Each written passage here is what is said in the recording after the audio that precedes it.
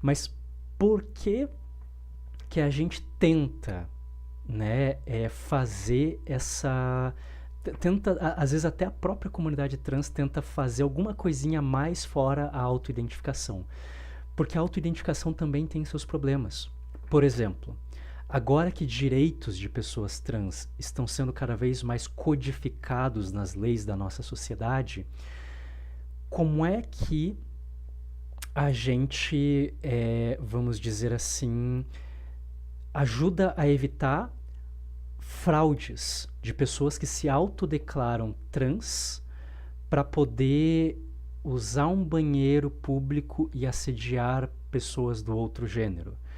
Ou para pegar... Hoje em dia já existem cotas na graduação e na pós-graduação, se eu não me engano, em 11 universidades brasileiras, universidades públicas, federais e estaduais.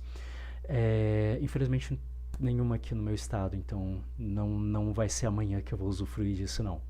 Mas existem cotas para pessoas trans, inclusive trans não binárias. Eu me encaixaria, sabe? Mas como é que a gente evita fraude para a pessoa não pegar a cota, sendo que ela não é trans? A autoidentificação falha nesse quesito. Tá? Então, você vai ter uma banca de heteroidentificação e tudo mais. A banca de heteroidentificação também pode falhar.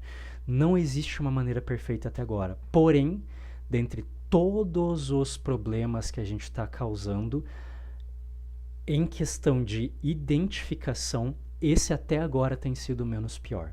Tá? Tem sido menos pior do que todas as tentativas médicas anteriores de falar, tem que ser isso, tem que ser alguém. Cara, era bem mais complicado socialmente, dava mais problemas sociais do que esses aqui que eu tô falando agora. Então, assim, esse é o menos pior de ruim. Tá longe de ser perfeito. A autoidentificação, eu queria que a gente achasse algo melhor do que a autoidentificação, mas no momento é o que a gente tem.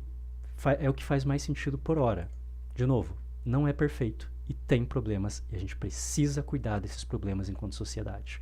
Tá, não é falar, é isso que temos e a gente tem que aceitar. Não, a gente tem que cuidar dos efeitos colaterais que essa autoidentificação também tem. A gente tem que ser sensato, né? A gente tá nos últimos tópicos, gente.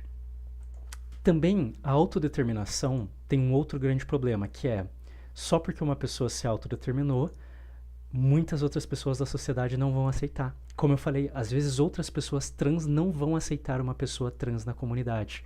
Muitas pessoas trans binárias falam que eu não sou uma pessoa trans de verdade, porque pessoa não binária não é trans. Para ser trans você tem que ser binária, você tem que sofrer, você tem que ter uma disforia de gênero monstro.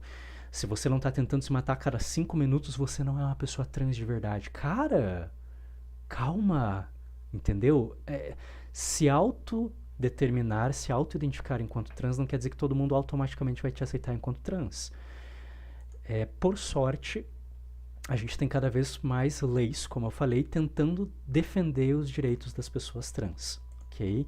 E as leis estão bastante focadas em autodeterminação. Bem, eu mostrei para vocês em vários lugares que quando eu fui colocar meu nome social, eu escrevi todo um documento lá no Instituto de Identificação da minha cidade, que é um órgão público que faço uma autodeterminação de que eu sou uma pessoa trans. Inclusive, eu podia colocar se eu era uma pessoa transexual ou travesti, qual termo que eu preferia que tivesse na base de dados, né? Mas até as leis têm cada vez mais focado na autodeterminação, tá? Aqui no Brasil, a gente está falando de coisa de menos de uma década. A gente está falando de 2018 para frente que as leis começaram a focar na autodeterminação. A gente está falando de coisa de 6 anos para cá que as leis mudaram. Antes não era autodeterminação na legalidade brasileira.